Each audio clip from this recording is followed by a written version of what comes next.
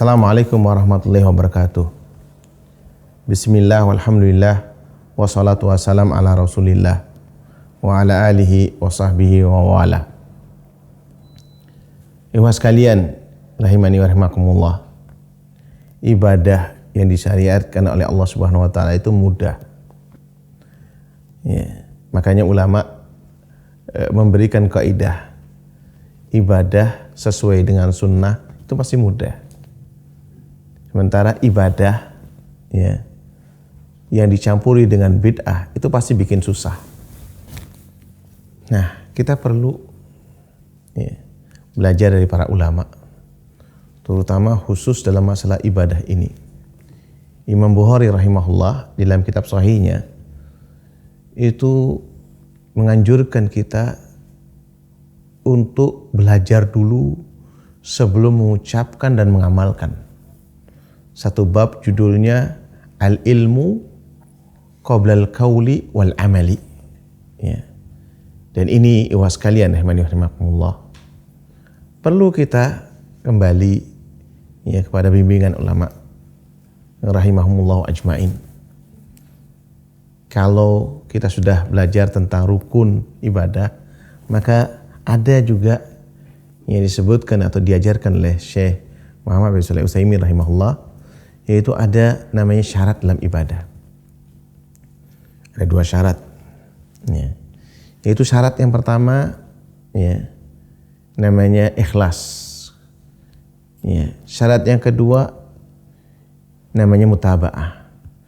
Ikhlas ibadah kita itu harus betul-betul murni karena Allah Subhanahu wa taala.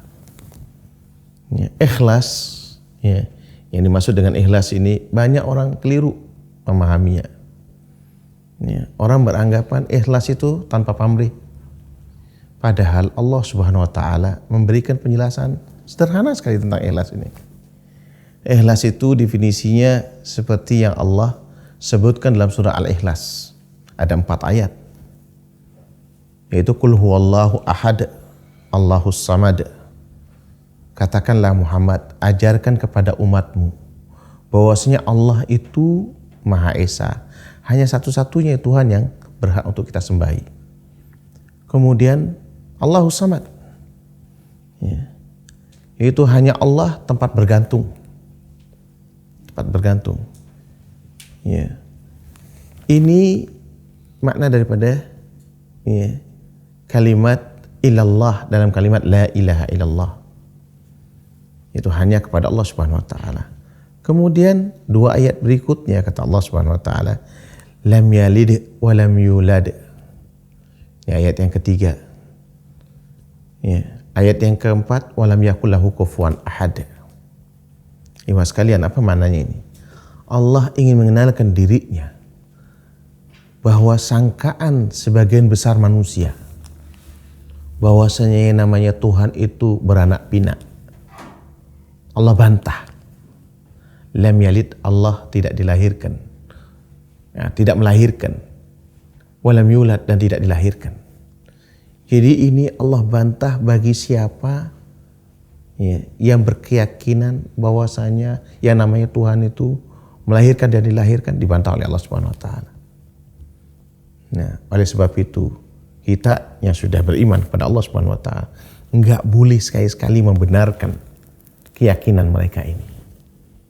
Dan ini perlu diperhatikan ini, karena ini berkaitan dengan makna ikhlas.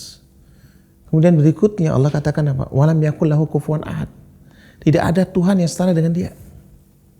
Ini bantahan juga ikhwah sekalian, bahwa ya, yang namanya Tuhan itu tidak ada berjenjang. Nggak ada kemudian Tuhan pencipta, Tuhan pemelihara, Tuhan, nggak ada. Allah Subhanahu wa taala esa sendiri.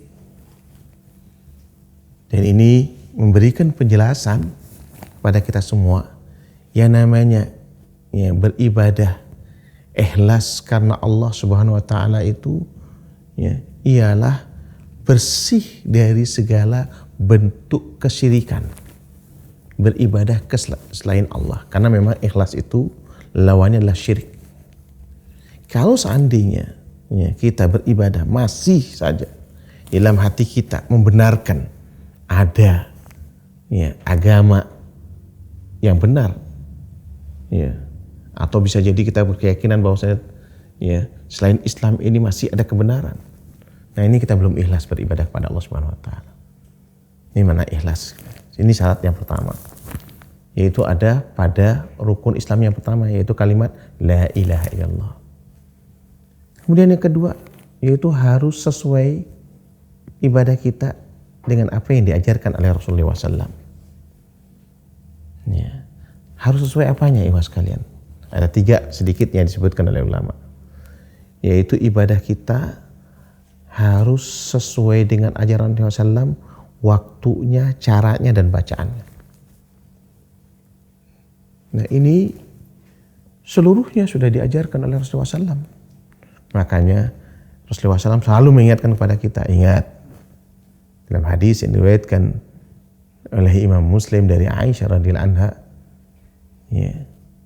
man amila amalan laisa alaihi amruna fahuwa raddun, kata Rasulullah SAW. Barang siapa yang mengamalkan suatu amalan yang bukan dari ajaranku, maka amalan tersebut tertolak. Yang Rasulullah SAW sudah mengajarkan kapan waktunya sholat, waktu-waktu sholat dari subuh sampai isya diajarkan oleh Rasulullah SAW. Kapan waktunya berzakat diajarkan oleh Rasulullah SAW.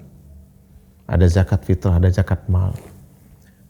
Kapan waktunya puasa diajarkan oleh Rasulullah SAW.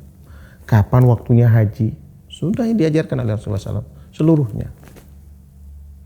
Nah, begitu juga bacaan sholatnya diajarkan oleh Rasulullah SAW. Caranya ibadah sholat, caranya ibadah zakat, puasa, haji, semuanya diajarkan oleh Rasulullah SAW. Dan ibadah ini harus seperti apa yang diajarkan oleh Rasulullah SAW. Tidak boleh kita menambahnya dan tidak boleh kita mengurangnya. Kita tidak boleh berbeda dengan apa yang ditetapkan oleh Rasulullah SAW. Karena kata Rasulullah SAW, kalau berbeda, amalan tersebut akan tertolak, sia-sia. Ini syarat yang kedua. Dan ini diambil dari kalimat wa asyhadu anna Muhammadar Rasulullah. Sederhana kan? Agama Islam itu tentu mengajarkan kemudahan untuk umatnya. Sekarang kita bagaimana kita mengamalkannya? Karena tidak ada apa yang ditetapkan oleh Rasulullah SAW pasti itu merupakan wahyu dari Allah Subhanahu Wa Taala. Karena Rasulullah SAW adalah sebagai guide-nya. Kalau kita ibaratkan Al-Quran itu adalah peta, maka Rasulullah SAW itu adalah guide-nya. Kalau kita membaca Al-Quran saja tidak cukup, perlu dijelaskan oleh Rasulullah SAW.